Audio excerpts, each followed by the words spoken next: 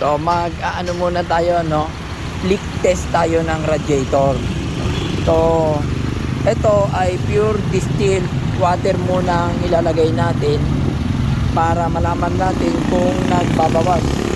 Hindi muna natin ito lalagyan ng coolant, no? Kasi ito napalitan na lahat ng mga hose, no? Ayan, lahat bago din ang radiator, bago din ang ano nito, ayun, no? Makikita nyo, bago din ang water pump. So hindi bago din ang ano nito, ang cap. Yan. So hindi natin malaman pa kasi kung saan nagmumula yung leak. So napalitan na lahat to mga hose, bypass hose, itong main hose, yung mga hose na yan sa loob. So dalawa yan, pati ito, bago lahat to, lahat na ng hose napalitan na natin, no? So ang hindi na lang napapalitan dito ay ito mismo, itong cap, which is 2,800 yata ito, at saka itong tawag dito, itong reservoir, water reservoir nya, no? So ang purpose nito, kaya distilled muna, no? I-try natin na ipunuin muna siya ng distilled water, and then i-test drive natin kung siya ba talaga ay magbabawas. At siguro kung magbabawas na, baka ito na siguro ang papalitan natin, at saka ito set.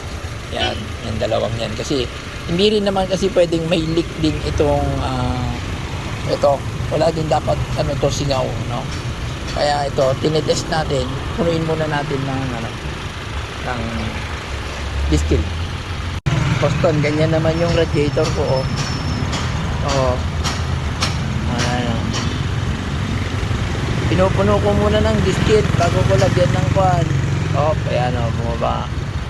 Niloloko ako nito, Boston. Kanina pa to, aangat, bababa. Bababa niya. Mamaya, aangat na naman yan.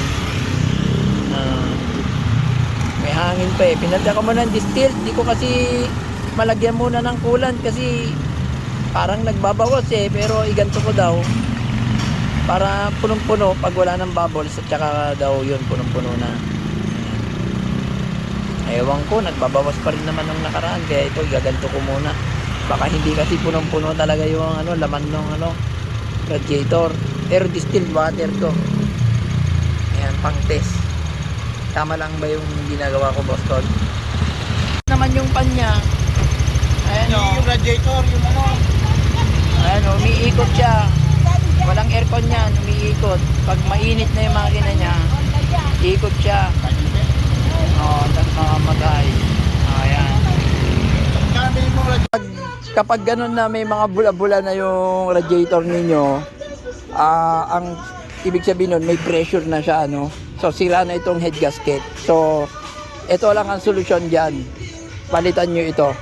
Ayan, pang Civic.